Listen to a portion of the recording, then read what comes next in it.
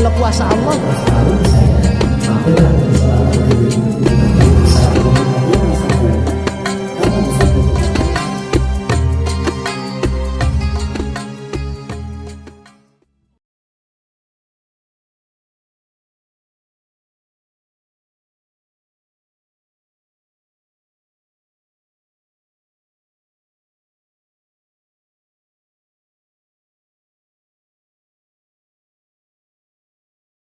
Mengenai ilmu di dalam rangka bulan Ramadan, kepadanya kami persilakan. Sallallahu Nabi Muhammad.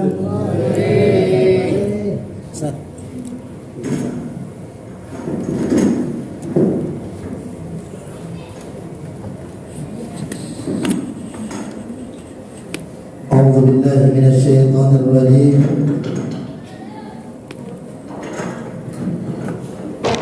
Bismillahirrahmanirrahim. Assalamualaikum warahmatullahi wabarakatuh.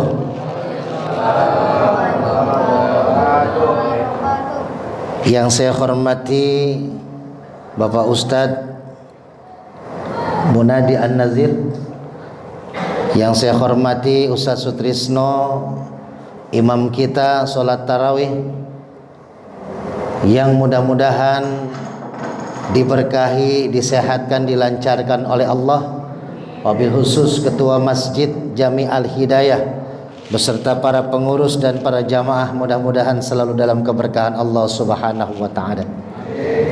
Alhamdulillah, kita bersyukur kepada Allah Subhanahu wa ta'ala. Malam ini malam ke-9 ya, kita bisa bersilaturahim di Masjid Jami Al-Hidayah. Sebenarnya tadinya mau malam 17 Ustaz Sutrisno sama saya, tapi kebetulan jadwal saya yang kosong hanya tinggal beberapa, dan malam ini salah satu yang kosong, jadi kita ambil untuk bisa silaturahim dalam bulan Ramadan. Bapak Ibu yang dirahmati Allah, ini malam ke-9 di 10 hari awal Ramadan. Berarti kita sudah mau meninggalkan 10 hari rahmat ya. Nanti kita masuk kepada periode kedua, yaitu maghfirah dan itqum minan nar. Maka bagaimana mempersiapkan ibadah kita dari awal Ramadan sampai akhir Ramadan dengan baik dan sempurna. Wabil khusus jangan sampai kita dikategorikan oleh Rasulullah sebagai umat yang melaksanakan ibadah Ramadan tapi tidak mendapatkan apa-apa kecuali lapar dan haus. Maka kaitannya malam 17 tentang nuzulul Quran. Malam ini baru malam 9. Tapi saya ingin mengingatkan kepada kita bahwasanya di bulan Ramadan ada peristiwa akbar, yaitu 2 peristiwa besar di malam hari, yaitu turunnya Al-Quran dan turunnya malam Lailatul Qadar. Ini 2 bonus yang Allah berikan kepada kita sebagai umat Nabi Muhammad sallallahu alaihi wasallam. Kata Rasulullah, man qama ay man shoma ramadanan imanan wahtisaban ghufira lahu ma taqaddama min dzanbi. Dengan syarat iman dan muhasabah dan ikhtisab, maka kita akan mendapatkan satu karunia besar, yaitu ma taqaddama min dzanbi, ghufira lahu, semua dosa diampuni oleh Allah. Maka bagaimana mempersiapkan untuk kedatangan Lailatul Qadar, yang mana lebih baik daripada 1000 bulan, 83 tahun lebih. Mari sama-sama kita renungkan bahwasanya puasa ini ada yang membatalkan, ada yang menghilangkan pahala puasa. Yang membatalkan kita sama-sama tahu dalam kitab Sapina, salah satunya makan, minum, lalu kita mabok ya dengan cara sengaja. Kita mencium satu bau, sengaja kita cium bau itu, akhirnya kita muntah ya. atau gila sesaat, itu termasuk adalah yang membatalkan puasa. Tapi ada yang menghilangkan pahala puasa. Nah, ini yang kita khawatirkan. Salah satunya adalah berbentuk lisan. Lisan ini sangat menjadi jaminan tolak ukur kita, karena lisan inilah yang sering meninggalkan dosa. Lisan inilah yang sering lalai untuk kita menjaga, pada akhirnya kesempurnaan puasa kita hilang. Makanya di dalam hadis Rasul mengingatkan, al jannatu mushtaqatun ila arba'atin nafarin. Surga rindu kepada 4 golongan. 4-4-nya itu berhubungan dengan lisan. Pertama, talil Quran. Orang yang gemar membaca Al-Quran. Membaca Al-Quran berarti menggunakan lisan. Surga rindu kepada orang yang membaca Quran. Ini bulannya di mana diturunkannya Al-Quran. Syahrul Ramadan alladzi unzila fihil Quran. Bulan Ramadan adalah bulan di mana diturunkannya Al-Quran. Untuk apa? Hudal linnas, menjadi petunjuk bagi manusia. Wa bayyinati minal huda wal furqan, dan menjadi pembeda antara yang hak dan yang batil, yang benar dan yang salah. Maka Al-Quran turun di malam 17. Dari Allah langsung semua ayat, semua surat Al-Quran diturunkan dan disimpan di langit. Tapi diturunkan kepada Nabi Muhammad melalui malaikat Jibril, berangsur-angsur selama 22 tahun, 2 bulan, 22 hari. Jadi serba 2 nih Pak. Ya, bukan berarti karena yang menang 2 ya. Jadi ini karena memang berhubungan sama Ramadan. Ramadan tuh syaratnya 2 kalau mau lolos, imanan wahtisaban. Ya, jadi 2. Sama kayak saya, alhamdulillah Pak, minggu yang lalu istri saya sudah lahir berkat doa dari para jamaah hari Minggu. Ya, jadi lengkap sekarang anak saya yang pertama, kedua laki-laki. Jadi sudah 2 laki-laki. Perempuannya yang ketiga, keempat yang baru lahir perempuan, jadi 2 perempuannya. Nah, yang tengah-tengahnya baru 1, makanya 212. Ya, istrinya baru 1 maksudnya. Gitu Bu. Ya, jadi bukan 222. Kalau 222 itu Quran ya. Kalau saya 212. Ya, 2-nya laki, 2-nya perempuan, 1-nya biangnya 1. Jadi alhamdulillah Quran diturunkan oleh Allah melalui malaikat Jibril kepada Nabi Muhammad untuk sebagai pedoman kepada kita. Makanya Quran dibaca bulan puasa. Coba yang udah nyampe 9 juz, angkat tangan Pak. Yang 9 juz. Masa setiap buka puasa enggak? Kan ada jus alpukat, jus melon ya Bu ya. Nah, jus apa lagi tuh Bu? Udah berapa jus tuh selama 9 hari buka puasa? Ya. Udah jus 10, Masya Allah ya. Minimal jangan sampai 1 bulan ini kita tidak membaca Al-Quran. Ustadz, kan tiap sholat tarawih kita baca Quran, betul. Setiap tarawih 23 rakaat kita laksanakan. Fatihahnya sudah 23 kali kita baca. Bahkan sama sholat Isya tambah 4 berarti 27. Tambah Qobliyah Ba'diyah 4 berarti 31 Fatihah kita baca. Belum suratnya. Setiap huruf Al-Quran itu mengandung 10 kebaikan Bu. Jadi alif lam mim itu bukan 3 kebaikan. Alifnya 10 kebaikan, lamnya 10 kebaikan, mimnya 10 kebaikan. Bahkan kalau di dalam bulan Ramadan dilipat gandakan, bisa 70 kali lipat atau bisa semaunya Allah.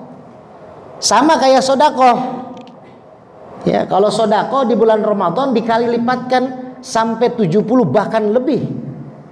Jadi kalau kita di luar Ramadan, kalau ngasih infak ke Masjid Al-Hidayah 5.000, ya kita dapat 50.000 tuh ganjarannya tuh. Tabungan kita di akhirat, kita nanti dapat buku tabungan di akhirat Bu. Oh ada nih 1 juta tabungan kita, karena kita suka nabung tuh ke kotak amal 5.000 jadi 50.000. Tapi kalau bulan Ramadan ibu ngasih 10.000, bisa 700 kali lipat. Bukan 70, bahkan bisa 700 kali lipat. Bayangkan Bu, kalau ngasih 1 juta berapa? 700 juta. Jadi kalau ibu bapak pengen punya rumah habis lebaran, kasih 1 juta ke Masjid Al-Hidayah. Diganjar 700 juta Bu.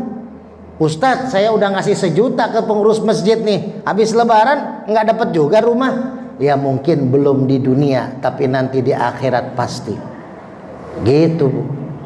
Ya kan, ikhtisab itu menurut Imam Al-Qayyim Az-Zawzi, ya syaratnya 2 kalau pengen diterima puasa. Pertama iman, kedua ikhtisab.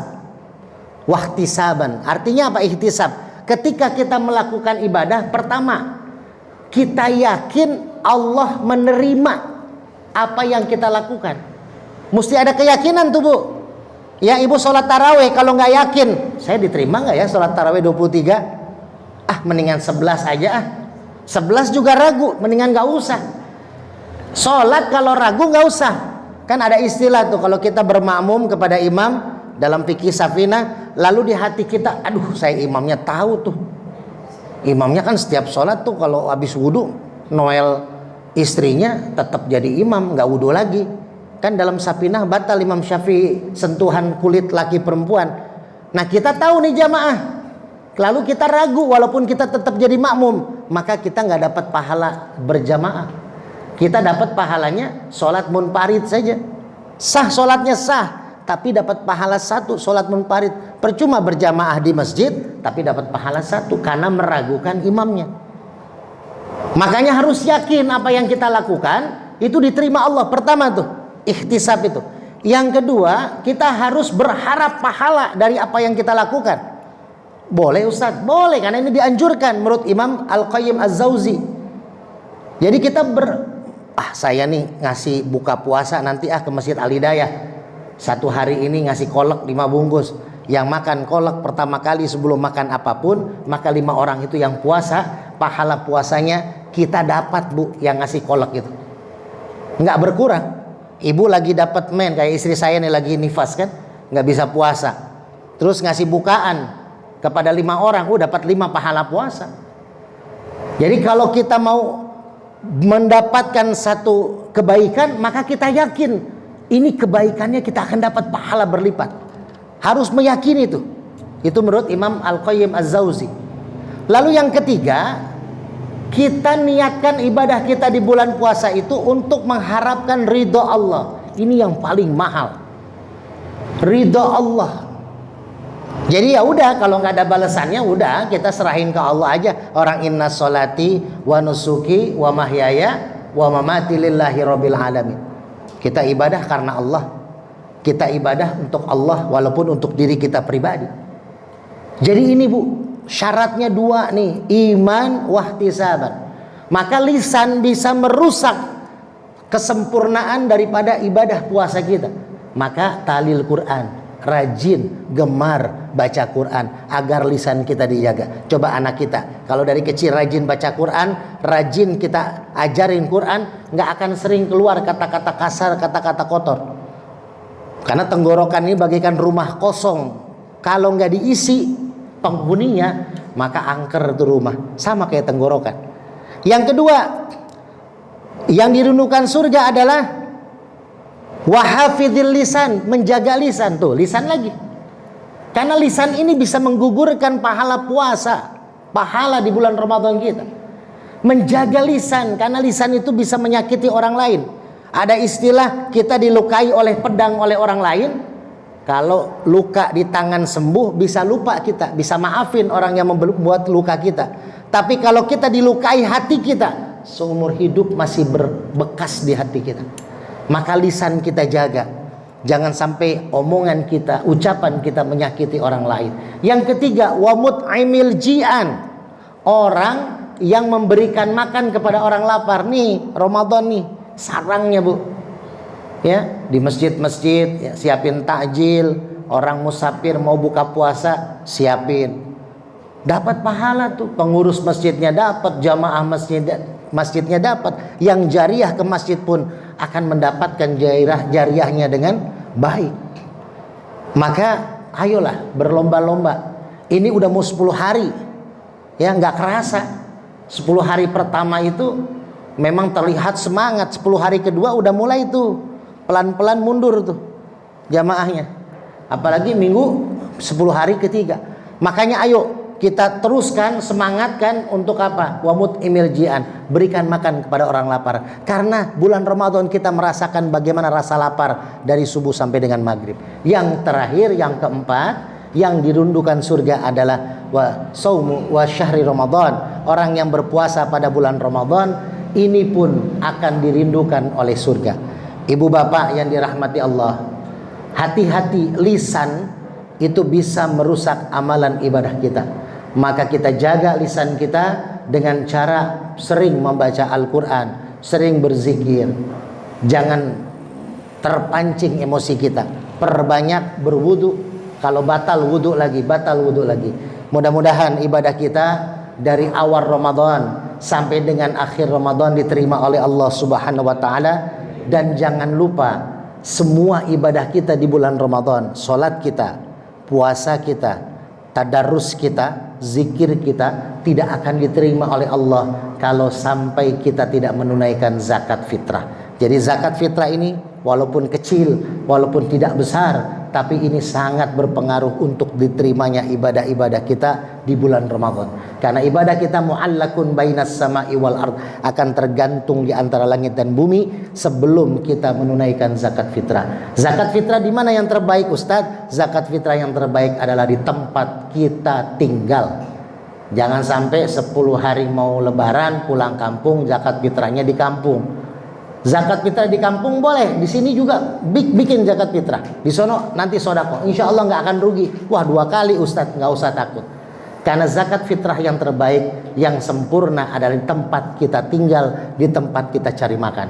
Karena apa? Tetangga kita mungkin pernah ngelihat kita makan secara berlebih, maka di bulan Ramadan ini kita bisa berbagi salah satunya dengan zakat fitrah. Jangan sampai lupa, mudah-mudahan kita semua diberkahi oleh Allah Subhanahu wa taala. Saya mohon maaf tidak bisa sering silaturahim karena jadwal saya sampai dengan akhir full ya. Ada beberapa juga terapi yang saya kosongkan dan insya Allah semua kita diberkahi. Mudah-mudahan kita ketemu di habis lebaran. Insya Allah entah minggu pertama, entah minggu kedua, entah minggu kelima ya, tergantung nanti jamaahnya. Karena saya pun insya Allah nanti akan membuat akikah di habis ba'da lebaran. Alhamdulillah doanya terima kasih bapak-bapak, karena lahirannya bidan pun sampai meneteskan air mata. Kenapa? Karena harusnya sesar. Dengan bantuan doa, zikir, karena bayinya ternyata udah 10 hari lebih harusnya sudah keluar dari perut tapi belum keluar juga. Tapi alhamdulillah saya bisikin perutnya, pengennya lahirnya hari Minggu bareng sama bapaknya. Ternyata benar hari Minggu lahirnya. Dan alhamdulillah sehat walafiat. Tali pusarnya sudah puput ya. Ustadz Sisno belum lihat. Ya, sama-sama doain, yang penting sama-sama sehat. Tapi jamaah Masjid Al Hidayah sudah diwakili oleh salah satu jamaahnya datang ke rumah saya. Jadi ini sudah cukup doa yang terbaik. Ya, kita sama-sama mendoakan yang terbaik. Mudah-mudahan semua jamaah Al Hidayah diberikan kesehatan, kelancaran, keberkahan oleh Allah Subhanahu wa taala. Sekali lagi saya mohon maaf selama pengajian, dari awal pengajian saya silaturahim di sini sampai dengan malam ini, kalau ada kata salah, ada kata khilaf, ada khilaf kata-kata dan perbuatan, saya mohon dibukakan, minta maaf. Mudah-mudahan ilmu kita diberikan keberkahan oleh Allah Subhanahu wa taala. Wal afu minkum. Wassalamu alaikum warahmatullahi wabarakatuh.